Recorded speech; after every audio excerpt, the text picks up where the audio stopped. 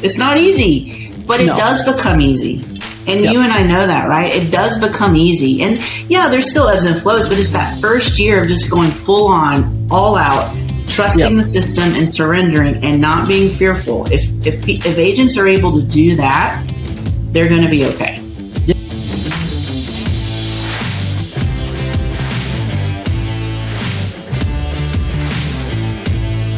So the question is this: how do most agents find the secrets to succeed in today's competitive real estate market, especially when the top agents are keeping those secrets to themselves? That's the question, and this podcast will give you the answer. Hi, I'm Aaron Amuchastegui, and welcome to Real Estate Rockstars.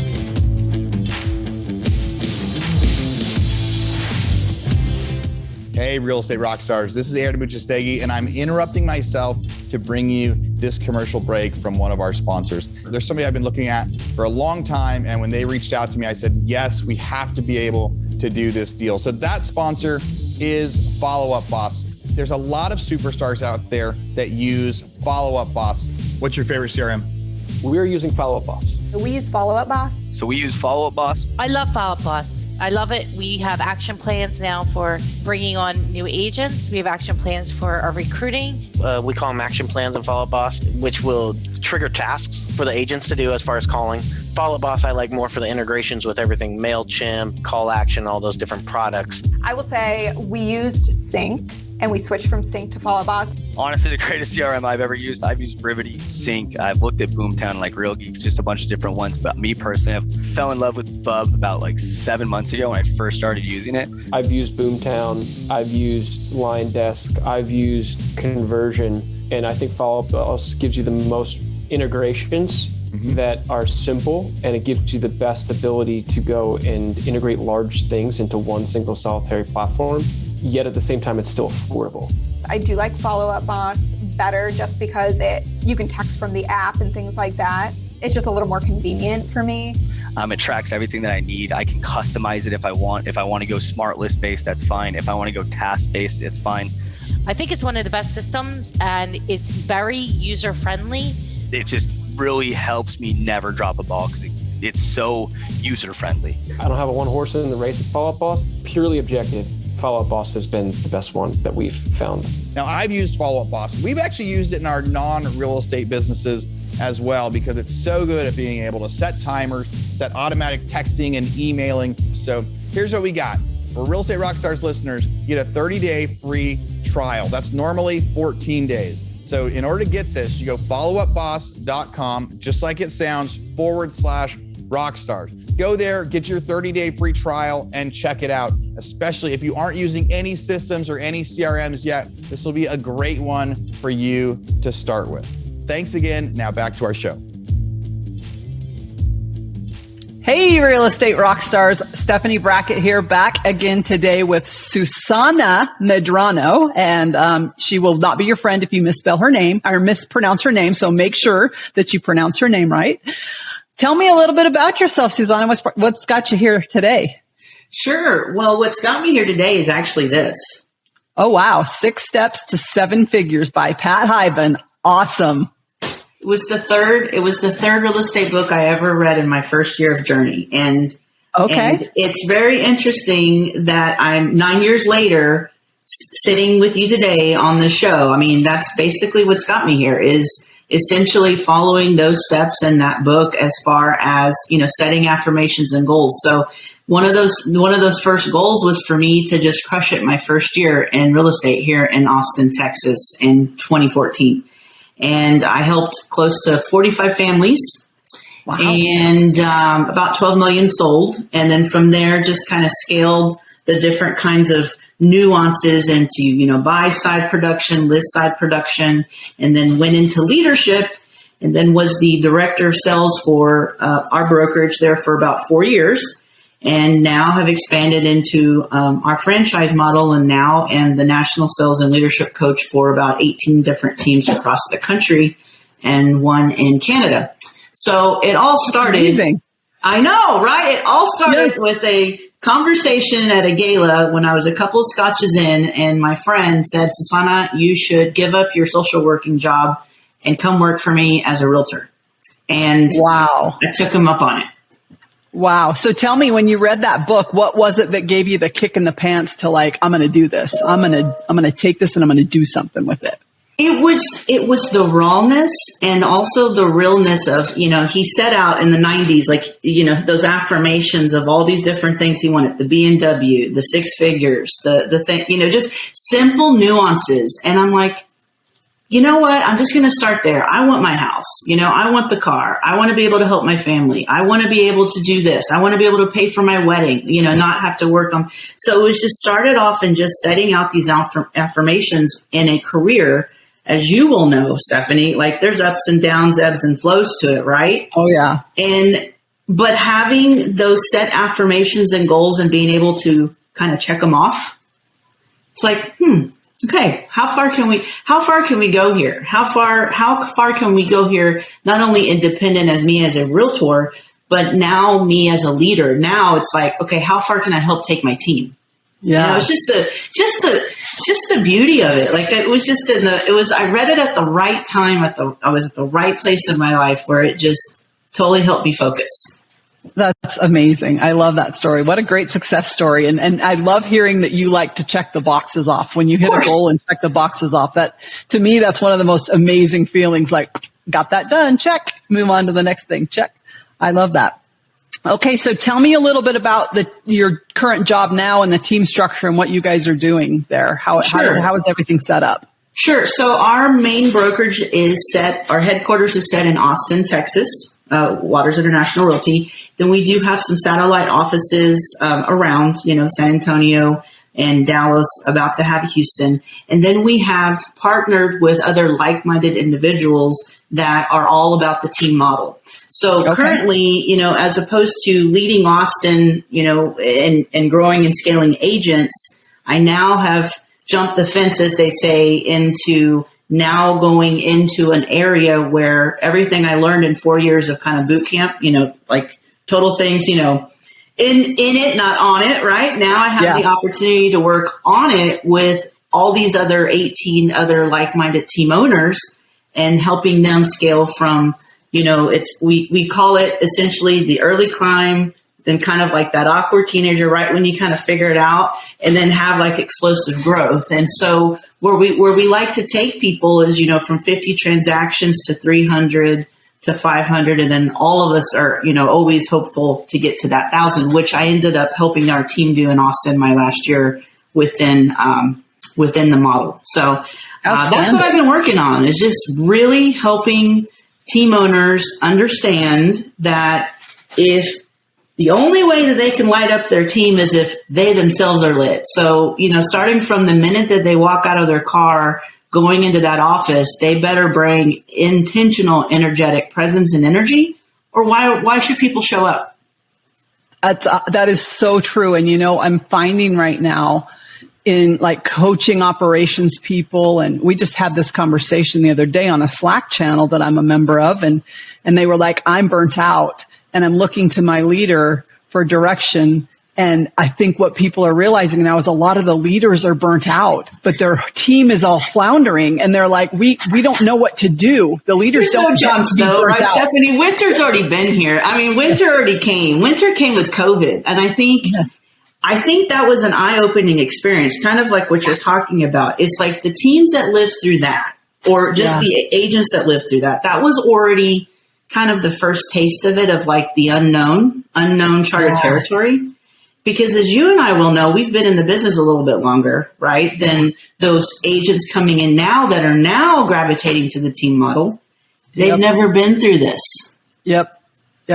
And they don't know that, guess what? When things get hard, you still have to freaking show up every day for your team, every day, no matter how hard it is. If you want to be a leader, you got to dig in and find that strength somewhere deep within you, because everybody else is looking to you for the answer. Absolutely. And I learned something in 2020 about myself, specifically on, if I'm expecting them to do something, I sure as hell be doing it the same. I should also be grinding and doing it the same. So, during that whole time, and I'll never forget, it was literally Friday the 13th, when I was coming out of an executive meeting, And the city of Austin had just enforced the fact that starting Monday, everybody had to be at home. Like nobody was allowed in the offices, like you'd get fined, all those wonderful things. And so we had to pivot into the, virtual aspect, which a lot of teams, a lot of people aren't set up for that, right? Like showings, all that. So we had to reinvent the wheel on all of it. But the most important part of it, Stephanie, was how can I still inject energy into my team, even in this kind of setting? Right. And what I found is I had to get up early. I had to put on the Susanna. I had to put on my cowboy boots. I'm known to wear my cowboy boots. Send the entire team a picture of my Lucchese's.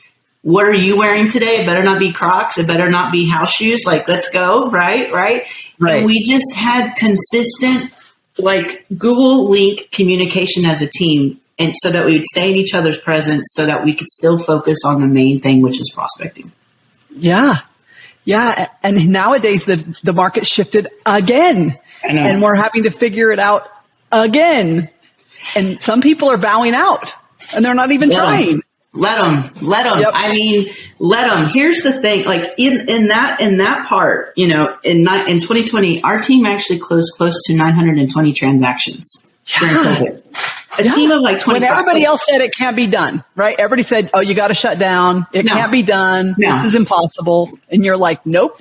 Not today. Not today. In fact, I was literally having breakfast with my broker and our president this morning. We meet every 2 weeks. That's our one-on-one. We do just kind of like, Susanna, are you staying on track?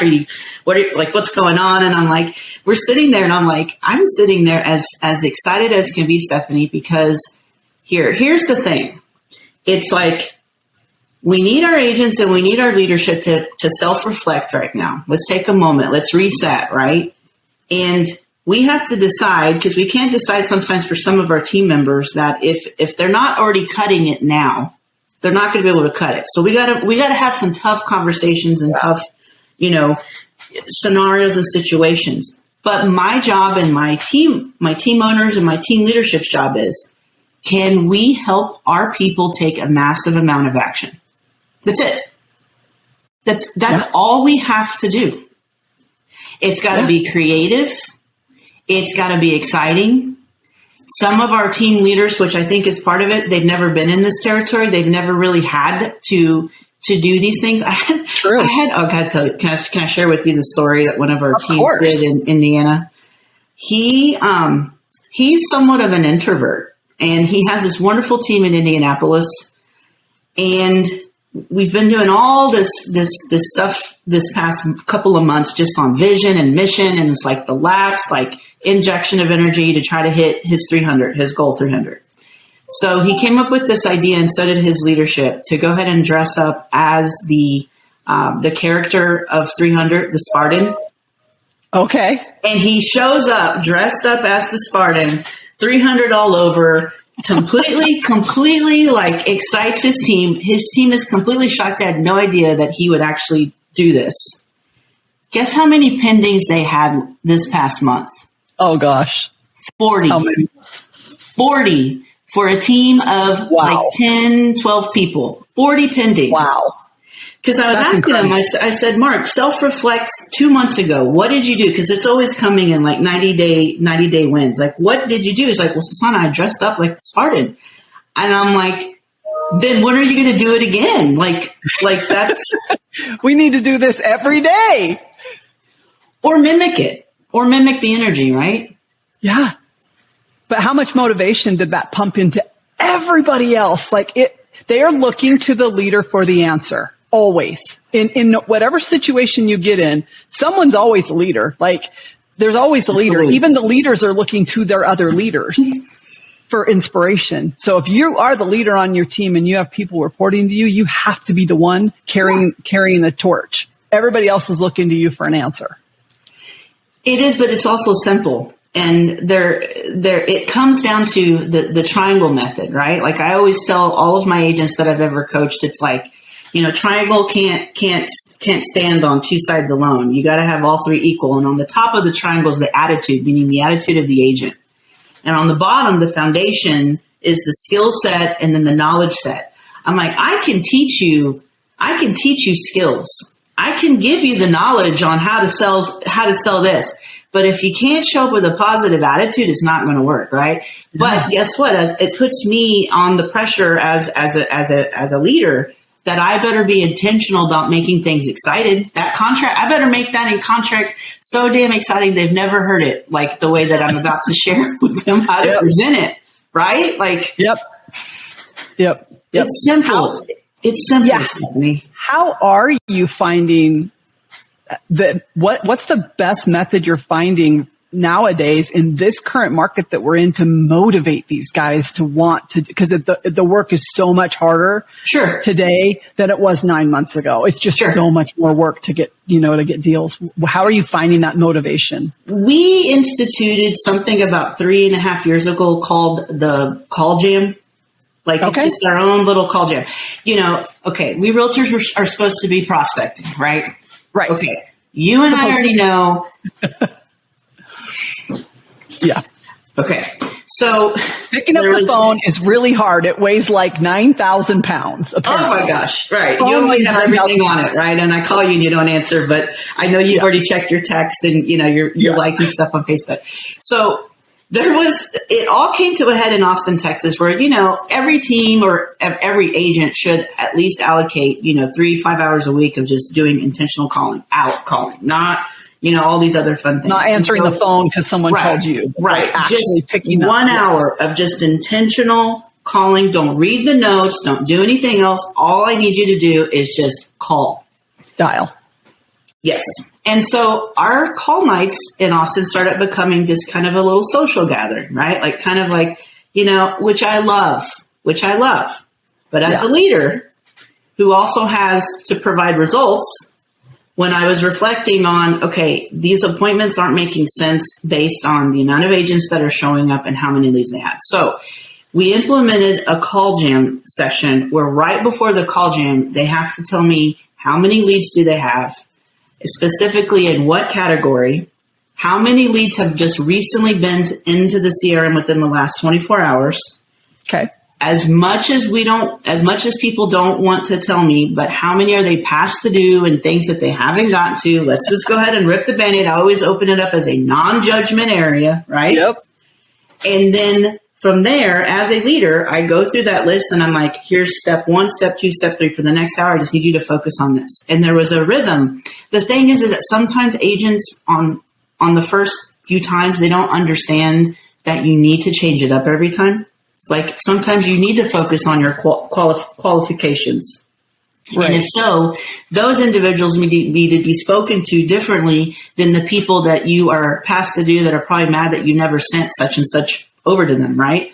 Or people have never even been to the website. Why? Because they haven't even received, it's gone into their spam bucket. So when we started dissecting the reasons why we need to be calling in different ways, they started getting answers from the prospects because they would literally only have to focus on specific different types of prospecting scripts in those times. It works like magic. It works like magic. Like all of our teams now have implemented at least 2 or 3 call jams, either in the morning or a couple in the afternoon a week. And all of our teams are driving revenue and driving business. And I really do truly believe that is something that is extremely critical. And you do it all together with the leader. The leader's also doing it with them.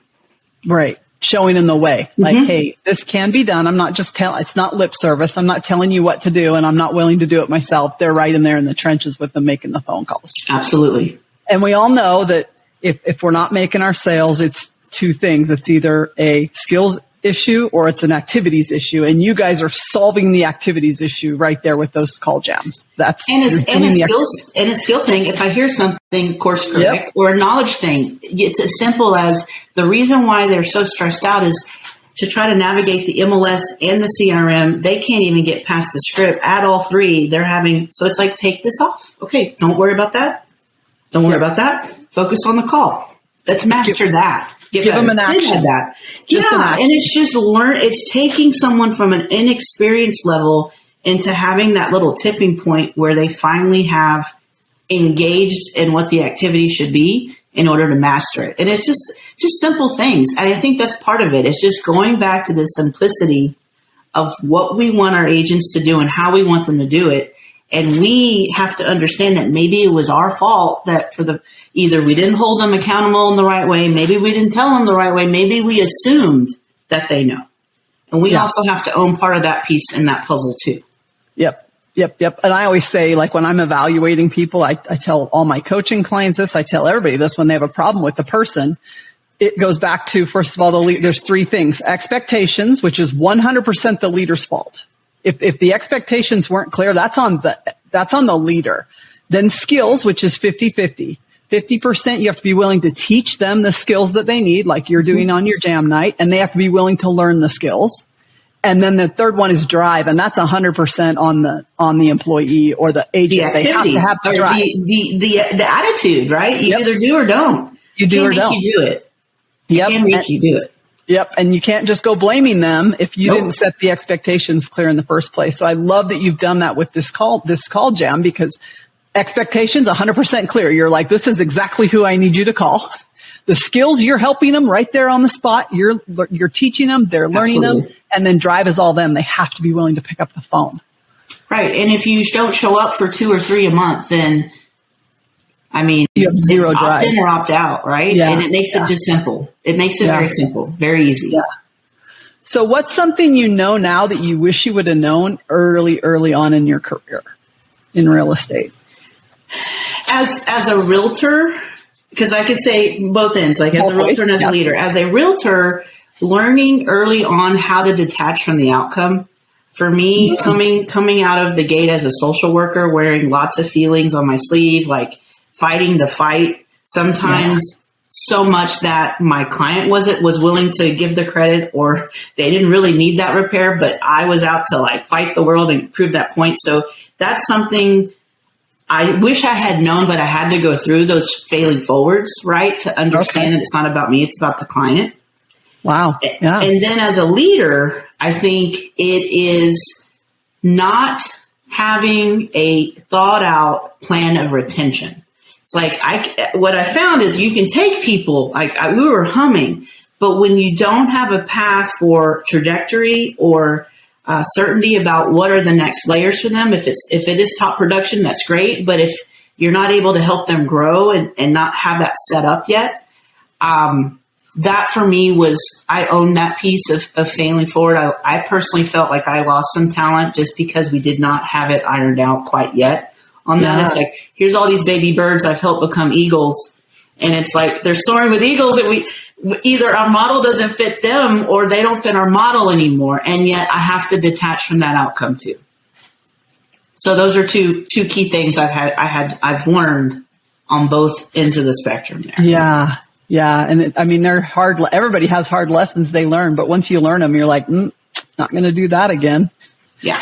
And what I heard you say about retention thing, like they call me the systems queen for a reason. And that is because I'm reading a system into this retention model. If you don't have a retention system for your people on your team, they will leave. You've got to have a retention system. It has to be, and it can't be, we talk about entrepreneurial versus purposeful. It can't just be this entrepreneurial, hey, I'll figure it out as I get there. I'll figure it out as it happens. It's got to be super purposeful and planned ahead, so that you're not making the decision in the moment. Right. And we now have that figured out. Like now we do have that figured out and scaling. And I can tell you, I've been able to take some agents in other offices across the country in their first 1.5 to 2 years as agents. They're on my national calls for agents, and then we help them. And now they're like coming to my leadership meetings because now they're leading a pod of 10 agents. And so from there, it's about now the next layer is we're being very proactive and intentional about how do we go ahead and course correct and go ahead and start creating an area for those to just kind of be in the funnel as far as any kind of interest. I don't care if you're only 6 months in or a year. Where can you go to go ahead and start getting plugged in to see if I'm leadership material or not? So then we already have people in our midst waiting to take over as we're starting to scale, bigger and bigger. So that's kind of where we're in a growth spurt right now for that. Yeah. Yeah. Okay, so tell me, if you had like a magic pill that you could use to remove one source of pain from the agents that they're feeling today, what would that be? How would you get a pain gone for them? If there was a pill that I could give them, it would relieve their sense of fear. I think there's a lot of fear. Okay. And in that, I think their fear is because of the uncertainty that is the very thing we're telling our clients not to do. Our sellers, don't listen to the news, don't listen to the we got to tell our agents the same damn thing because they are freaking out and there's fear. But in that, as a leader, we have to lead the charge that this is nothing. We're still going to get up. We're still going to give it hell. We're still going to make stuff happen. Buyers are going to buy. Sellers are going to sell. It's just one other little thing that happens and it'll correct itself when it's supposed to. But if you're not showing up every day, then if you're so fearful that you can't even show up. Yeah. I wish I had a pill to fix that because you and I know what's coming. There's rainbows already coming around the horizon. Like it is. Yep. And it's last team standing. And I want my team to be the last team standing. Definitely. There are a lot of people who will not make it through the shift. They just won't because they're not willing to put in the work because it's hard work. It's not going to be easy. And they fear. And they're afraid. And they're not willing to take action. And any action is better than no action. That's right. They're afraid to take the wrong action. At this point in the market, there's no wrong action. Just do something. Right. Because even if you did the wrong thing, you're like, that didn't work. Let me try this. At least you know that the action was wrong and you can just be like, let me course correct. Test, fail, and being proactive and not reactive. And I think these are just simple, just fundamental things that we as humans learn early on. And I think some of us or some leaders out there try to overcomplicate things. And then you have also agents that try to reinvent the wheel thinking that they can cut corners, even though there's been 5,000 books written about what to say on the phone. Like, right. And you think you're going to say something different and you think you're going to book that appointment, but yet there's all these people behind me that have written proven methods, proven systems, proven models. Just do the things. Just do the things. There's no easy button. You can't go to Staples and buy the easy button. It doesn't exist. No, it's not easy, but it does become easy. And you and I know that, right? It does become easy. And there's still ebbs and flows, but it's that first year of just going full on, all out, trusting the system and surrendering and not being fearful. If agents are able to do that, they're going to be okay. Yeah. Yeah. And we look at the same thing, the exact same thing you just said works for lead generation as far as picking up the phone, sitting down for an hour and picking up the phone. They're afraid that they're going to say the wrong thing or that the person's going to hang up on them. They have all these fears and they spend so much time psyching themselves out that they won't just pick up the phone. No one's going to die if you call them. No one ever has. No one's ever died when you on Scream maybe, but this isn't Scream. Yeah. This isn't Neff Campbell's not going to pop out. Yeah. And you're right. If you could have that magic pill where the fear would just go away and they'd pop the pill and pick up the phone, they'd be amazed at what would happen by just taking action. Just pick up the phone and make the call. And I think that that's part of it, Stephanie, is that I hope that I am being that pill to my team leaders and my team owners enough to also in the moment may have to think outside the box in these times to help make things exciting and fun. Because if we know people are coming to us already fearful or we don't know what people's circumstances are too, if people are just becoming in this industry. But again, if I can be a place of solace and refuge and share as an example and also roll up my sleeves as well and get dirty with you, like that is what it's going to take to get out of this winter. Yep, definitely. And it's funny, I hear you saying that you're not changing the how, or you're not changing the what of the model. You're just changing how you're doing it to make it more exciting and fun and everything. The model's still the model. It's still, you've got to pick up the phone. You've got to lead generate. There's no getting out of that. There is no getting out of that. If that is, then go find another career. Go find your 8 to 5 now. Call it. Go ahead and call it, right? It is, are you ready to really play all in? Because if you already then you're not even, if you're not ready to, if you're only doing this halfway, then don't even come on Monday. Don't even come on Monday. Yep. Don't even come on Monday. Yep. You add the creativity around the model that's already out there. And we all know as real estate agents, no matter what the market is, no matter what's going on in the market, there's lead generation, there's lead follow-up, there's doing a really good job for your client. There's no shortcutting any of that. You have to do that in order to survive. Yeah. You have to do it. I love that. Okay. So tell me, what's something that you felt like at the time you did it was a mistake, but now you're like, that was a great learning experience for me. I do not regret that at all. I know I'm asking hard questions, huh? No, these are good questions because I have had several. I mean, that's part of it, right? As leaders, we have to be vulnerable and share and failing forward. I think for me, sometimes crowning people before they were ready to be in a position. Okay. Whether it was taking someone from the buyer side of things into listing, or whether it was taking a top producer into leadership. One of the mistakes I have made is to already have proclaimed that it was going to be fine and not have allowed them to prove themselves, to have that buy-in. Buy-in, that's a whole nother, I mean, you know what happens if you take a top producer and put them into leadership. It either works or doesn't. And when it doesn't, it's like, it's horrible. It's horrible. And I'm a leader, test, fail. So I've had that happen. And honestly, that was probably some of the worst things because you end up losing the person as well. Mm-hmm. Because then there's no way for them to re-engage into back into the team. So, and that's such a hard lesson to learn. I own it. I own. So all my past agents, if you're out there listening, Susanna says, I'm sorry, but I'm still happy to see you still crushing it elsewhere. Yep. It's true too. And we say that all the time in real estate. Great real estate agents don't always make great leaders. Sometimes they're just really great salespeople. That's right. Sometimes they're really, really excellent salespeople. And you think, oh, they were such a great salesperson. Of course, they're going to be able to lead other people. And you put them in a leadership role and it's not fair to them. It's not fair to the people they're leading. No.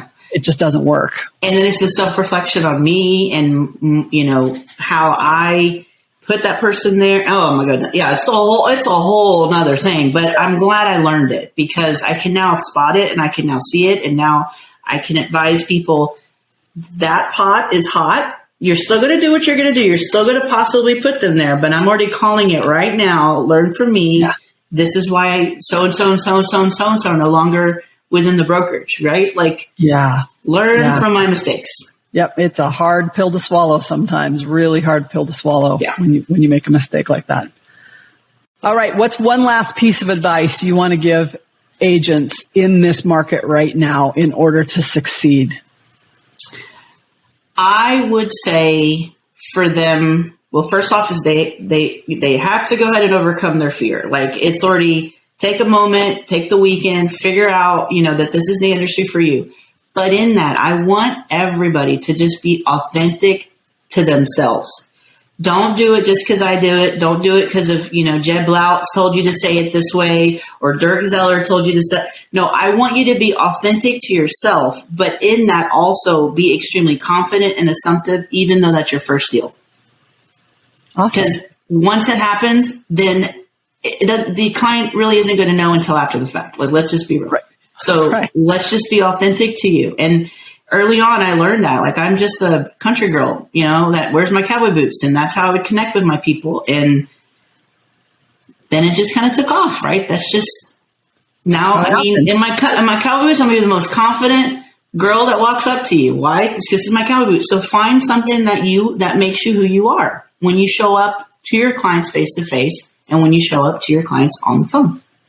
Excellent. Okay. So second part of that same question is what advice do you have to the leaders out there that are leading teams and leading agents, leading people in this market?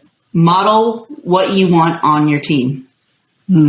Meaning if you're showing up at 9:30, 10 o'clock and your team's there at 8, you're already losing. So model exactly what behaviors and what actions you want your team to take. That's excellent advice. And I can't agree with you more on that. I know that the leaders that I have looked up to the most in my life are the ones who put in the work. They do the things. They don't ever ask me to do something that they're not willing to do and that they aren't doing on a day-to-day basis. So excellent advice. Susanna, thank you so much for being here today. We really, really appreciate it. Excellent advice. I love it. Stephanie, Systems Queen, because I did look you up on LinkedIn. It's an honor. I heard your podcast too. It's just an honor for me to be with you today and to be on this podcast. Like it, as you can tell, I'm a little bit of a fan. You know, just a tad, just a little. So this is good. I love it. Perfect. We're going to say goodbye for now, but hopefully we'll see you soon on a future podcast. I'm sure in 3 years you're going to have learned something new and you're going to want to come back on and share it with us. Okay. Thank you. Thank you, Stephanie. Thanks. All right, Real Estate Rockstars, this is Aaron Muchastegui jumping in again to thank you for listening to the show. Hopefully you guys loved listening to that one. And I want to make sure that you know about all of the extra resources that we have. And also, we need your help. They say podcasts are free. You get to listen to podcasts for free. But what is the cost of that podcast? I would say if I could beg you to pay anything for that podcast, I would say the cost of the podcast is going and giving a review. So whether you download it on Google or Apple or YouTube or anywhere else, please go give us a review. Say what you liked, what you didn't like. It helps us get better guests. The more reviews, the higher we get in the rankings. Right now, we are the biggest podcast out there for real estate agents, and we want to keep that spot because we know there's lots of podcasts out there. So go give us a review. Also, be sure to go to hibandigital.com. If you liked any of the resources that those real estate agents talked about, we've got a huge video vault of those resources for free. Every penny that comes on the podcast that we interview, they give us something that helps them get their deals or helps them work with their clients. And we put that in the toolbox in our vault for you. So go to hibandigital.com and you can get it. If you're looking for real estate education, go to rebusuniversity.com. We have all sorts of courses in there to help agents succeed in real estate, how to get the listing, how to negotiate deals, how to become an investor, all sorts of different stuff, rebusuniversity.com. And if you want to chat with me, go find me on Instagram. And if you come find me on Instagram, you can send me messages. Tell me what you want to hear. Tell me what you liked, what you didn't like. We try to put a bunch of content out there too. You can find me in 2 different places. It's at rerockstars.com for our Real Estate Rockstars page, or at aaronandmuchastegui.com for my personal Instagram page, where I can chat with you about all sorts of different things. Thanks for listening. We'll see you again soon.